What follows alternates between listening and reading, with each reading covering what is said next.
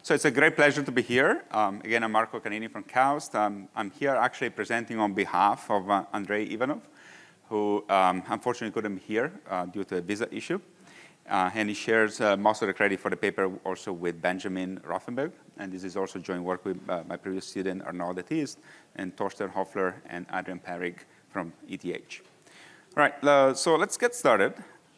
And let me tell you a little bit about the context for the work, right? So you might have heard about this thing called deep learning. It's literally taking over the world. And it runs because it's very computationally intensive on accelerator, primarily GPUs these days, which are necessary to process vast volumes of data for DL applications. And deep learning, as it becomes increasingly more applied to security critical and sensitive domains, makes it ever more so important that we can reason about integrity and secrecy for both code and data and provide strong guarantees. But then you may wonder, how can we execute code securely on GPUs today? Unfortunately, there is still no widespread deployed hardware trusted execution environments, and the uptake of this technology might take a while. The technology itself is still a little bit of a moving target. For example, you can consider the recent woes of Intel with SGX having to essentially cancel that project and restart from scratch with version 2.0. And you know, in essence, hardware-based attestation is anyway difficult to secure because you really have one time, which is the design time to get it right. And then if you get it wrong, it's impossible to patch. So that's the context and motivation for the work. And so to bridge this kind of gap, we propose here to pursue an investigation of how a software-only approach may look like. And specifically, we propose SAGE, which is a software-based attestation for GPU execution.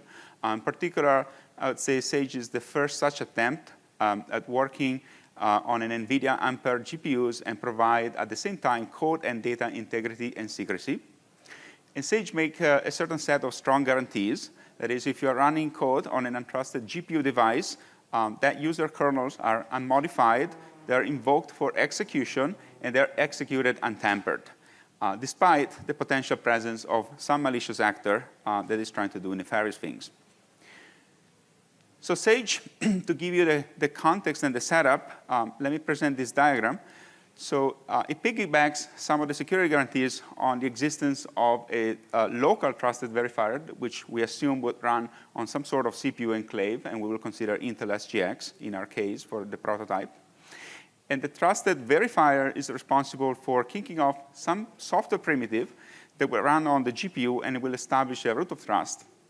And also, it will set up a shared secret key between the verifier and the GPU so that we can do encrypted and authenticated communication. So in essence, we are pursuing an approach that stems from verifiable code execution, whose goal is to provide the verifier with a guarantee about the code executed on the GPU. And in a nutshell, the approach consists of these conceptually simple steps. First, we want to verify the code integrity through root of trust attestation. Second, we want to set up an untampered code execution environment. And then once we're satisfied, we can execute the user code. All right, a little bit more words about this root of trust establishment. So this is essentially how we promote the guarantees that SAGE provides. And so an established root of trust gives us certain guarantees that the state of the entrusted system contains all and only the contents chosen by the trusted verifier, and the code begins execution from that state, that pristine state. Otherwise, the verifier actually discovers that there's been alteration, there has been modification, and can report it. That is, the attestation of the code on the GPU establishes a root of trust. And this is particularly done through this concept of software-based attestation that is not really a new idea. In fact, there was quite a bit of work in the realm of running secure software on CPUs. And the basic idea conceptually is quite simple. It comprises of two components. The first component is a verification function that runs on the untrusted system and computes a checksum over itself, that is, over its own code. But both the checksum value itself and the time to compute that checksum matter for that verification function. And the idea is that if there is an adversary that tampers with the system, then there will be a noticeable slowdown in the execution time, which forms the premise of being able to detect modification. And so the second component is, of course, the trusted verifier that then checks the correct checksum value is returned, and that value is returned before a threshold time. Now, if you put 1 and 2 together, you establish a root of trust, and you can then kick off the intended code, or fail and report that there's been some modification. All right, so conceptually, this is quite intuitive, but it's very challenging for a software-based attestation framework to run on GPUs. And I would claim primarily for 2 sets of challenges. The first is that we're operating under a challenging threat model to begin with, in which we want to provide both secrecy and integrity for data and code. Plus, there could be malicious code on the CPU or on the GPU, or even an adversary that can snoop on the PCI bus interconnect. The second set of challenge stems from the careful design of the verification function to run on the GPU itself. Here, we lack some of the fundamental documentation of the GPU architecture by NVIDIA, and that makes it very hard to write native GPU code. There's no real toolchain support to do so, and so it's hard to achieve optimal GPU utilization and predictable execution time, which are both necessary, especially also the predictability, because the verifier must determine that the execution time is indeed the one expected. In addition to that, there is no support for true random number generation, which we need for the cryptography subsystem. And we need to fend off from subtle attacks that could be pulled off, such as precomputation, data substitutions, and others.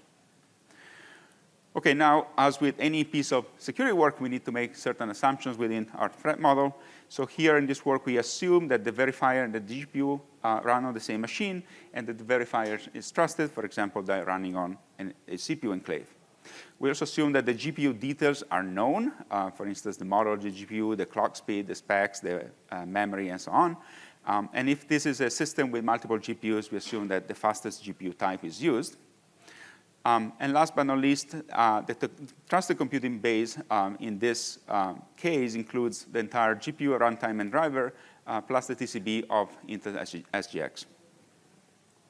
All right, so now with the assumptions out of the way, let me present a little bit of an overview of what's happening in Sage and how it's architected. So there's these 2 main components. On the left-hand side is the trusted verifier running within SGX. And it kicks off by sending a challenge inside the GPU device, a Sage kernel that comprises the verification function, in particular this checksum function that runs on the GPU and computes the checksum value. And assuming that that is done correctly, then there is a submodule to do the key establishment. And now we can also have a encrypted and authenticated communication. And so then the last component on the bottom right is this kernel caller, which is responsible for instantiating the code, the data that is necessary, and then kicking off the user kernel. Now, pictorially, this seems simple, but the reality is we're going to run this verification function on a beast of an hardware. In this case, this is a A100. GPUs have lots of parallel compute, more than 100 streaming processors, thousands of threads, and lots of different memory options, register caches, shared memory, and so on, right? So the key question is how to carefully structure that verification function to make use of these resources. The main observation is that primarily we cannot leave any of the resources in the hand of the attacker, because if the attacker had access to the resources, they could, of course, mount attacks and invalidate our guarantees.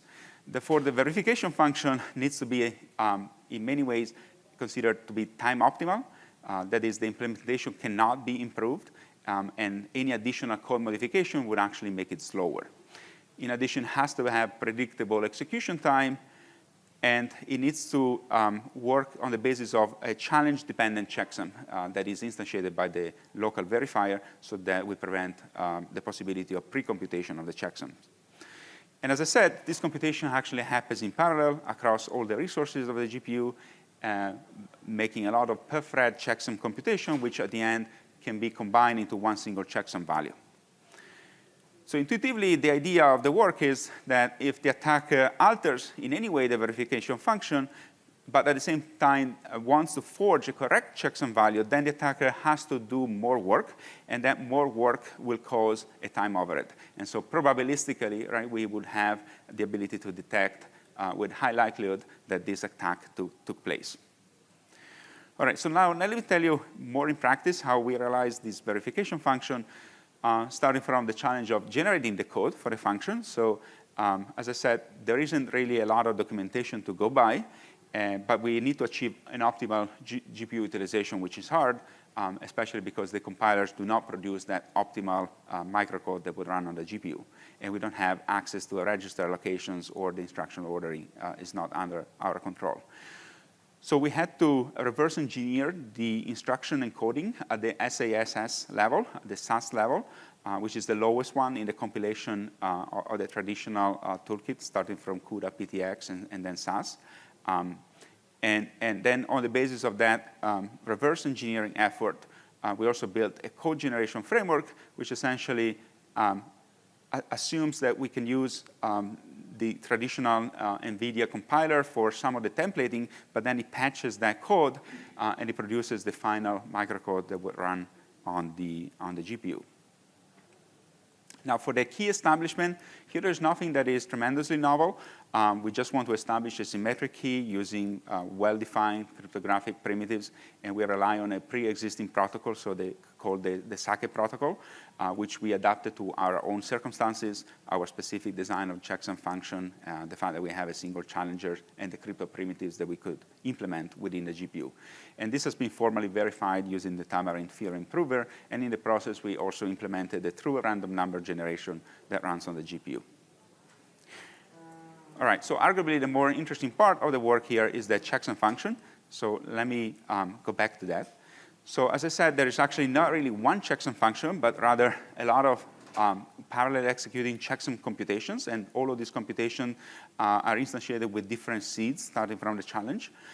So they're all doing something different, and they occupy all the streaming multiprocessor, all the threads, they're filling the pipelines, the FMA and the LU pipelines, and they occupy all the registers available in an effort to not leave any resources available to the attackers. And then once these computations are finished, we combine everything using a XOR-based hierarchy into a single checksum value. We need to be careful in crafting the code for the checksum function, because we need to make sure we don't exceed the L0 and L1 instruction caches, otherwise you would not have very deterministic execution time. And we also avoid expensive frequency synchronization. That's why we parallelize and then we aggregate only at the end. Now let me zoom in into one of these parallel executing threads. So what happens inside the checksum function is that we have essentially two main constructs. We have a checksum loop and then a checksum epilogue. And the big body of work is done inside the checksum loop, where the function at every iteration of the loop is going to do some pseudo-random accesses of the code itself. It's going to update the checksum on the basis of what it read from those pseudo-random accesses. It's going to include the data pointer in the checksum computation. And then it's going to do some self-modifying code, and I'll get to that in a moment. And all of this happens for a certain number of iterations that is, of course, configurable, and we'll see the implication of that. Once this is over, then there is the epilogue where we combine the per-thread checksum into one single value. All right, so with this setup in mind, right, what we would like to demonstrate with the work is that we can carefully construct this checksum function, and we can essentially detect whether any modification attempt occurred. And so let's consider this basic setup in which we have on the left-hand side the function that we wrote. It's 428 instructions. And then let's assume that there is an attacker that introduces just one instruction in that checksum body. Right? And our main objective here would be able to see what it takes to detect the existence of that one single instruction. So we're going to run the loop for 100,000 times. And what we measure here after hundreds of repetitions will be an average time of execution, which is about 0.4941 seconds, reaching 99% of peak GPU utilization with a sufficiently small standard deviation of 0.9 milliseconds. On the other hand, if we consider the execution of the malicious verification function that has been altered by just one instruction, we could focus just on the minimum execution time, and we notice that this is 0.4966 seconds, achieving 98% of the peak GPU utilization. And so now we can establish a threshold by combining the t average plus 2.5 times the standard deviation, and comparing that one to the minimum time of the malicious function. And we can see that in this particular case, we would have been able to tell that the function executed with one further instruction, and therefore we would be able to detect that attack. And in general, this essentially, by configuring the number of iterations, we can make this false positive probability that we will not be able to detect sufficiently small. We can engineer probabilistically this security guarantees. Now, what happens afterwards is that you have to validate the checksum. And so here in the paper, we report two different CPUs that we use for validation. One is a very recent AMD EPYC, which will be able to validate that checksum in 21 seconds, and then a GPU, an SGX-enabled Intel Xeon, which can do the same job in about 100 seconds. So obviously, this is now a much larger runtime to do the validation, so it would be probably appropriate to amortize the cost or, let's say, overlap the cost of the validation by kicking off already the user kernel, if possible. OK, so this is actually a positive result. It's an encouraging result that we find. But unfortunately, this is not the end of the story. So the issue here is that with this particular construction, it is possible to have subtle memory copy attacks in which an attacker could take a copy of the verification function, alter it, and then run it alongside the original verification function. And this has been documented in the literature for CPU targets, but essentially the same type of attacks could happen on the GPU. And if carefully constructed, this attack is able to end up computing the same checksum result, which then would lead to a successful attack. And so the question is, how can we defend against the memory copy attacks? And what we know is that what's necessary for us is to include both the data pointer as well as the program counter within the computation of the checksum. Now, the data pointer is something that we can include directly through an instruction. We can read it. But the program counter, we can only include it indirectly into the checksum computation, and we do that through self-modifying code. So the idea is that we take an instruction sufficiently early in the checksum body, and that instruction is going to modify something later that happens. And then at that point, it will be much harder for the adversary to emulate this behavior. Now, the issue is that as we try to do this, the modifying instruction actually ends up not being visible. And that is because apparently, to the best of our knowledge, there is no instruction that would cause the GPU to refresh its instruction cache. So we had to extend the checksum body, let's say unrolling the loop for a sufficient amount of time, so decreasing the number of iterations, but increasing the number of instructions within the checksum body, with the overall goal of making sure that the amount of instructions that we run is sufficiently large to spill out of the L2 instruction cache, and therefore forcing the GPU to refetch those instructions. The issue with doing this is that now we have the overheads from cache misses, and we can only achieve 75% of peak performance. And that might create a whole sort of troubles, because now the attacker could actually run something else with those cycles that will drop on the floor. So to fix this, we modified again the checksum body, and we introduced an inner loop where the functions that are getting modified are the ones that are within that inner loop, which is now much smaller. But the issue is that at this point, the actual execution time for this function becomes much longer if we want to have the same type of guarantee of the threshold time of being able to detect the alteration of the verification function by one single instruction. And in particular, in this case, we measure it at a function that needs to execute for essentially on average 12.4 seconds. And correspondingly, the checksum validation time also increases quite radically. And so this is really quite slow, arguably not really practical. But we conjectured that GPU vendors could really help to get better performance because they have intimate knowledge of their own architectures. And so they could redesign these verification functions, taking advantage possibly of undocumented instructions. All right, before concluding, I want to leave you with an end-to-end example where, in this case, we run a multi-layer perceptron. It consists of 2 linear kernels and array activation layers. And what is shown in this plot here is that for increasing amount of data in batches, so the batch size on the x-axis, we measure the time per training sample through the neural network. The blue bar portrays the baseline case in which SAGE is not being used, and the orange bar is the case with SAGE. And the runtime here includes also the data transfer and the kernel launch overheads.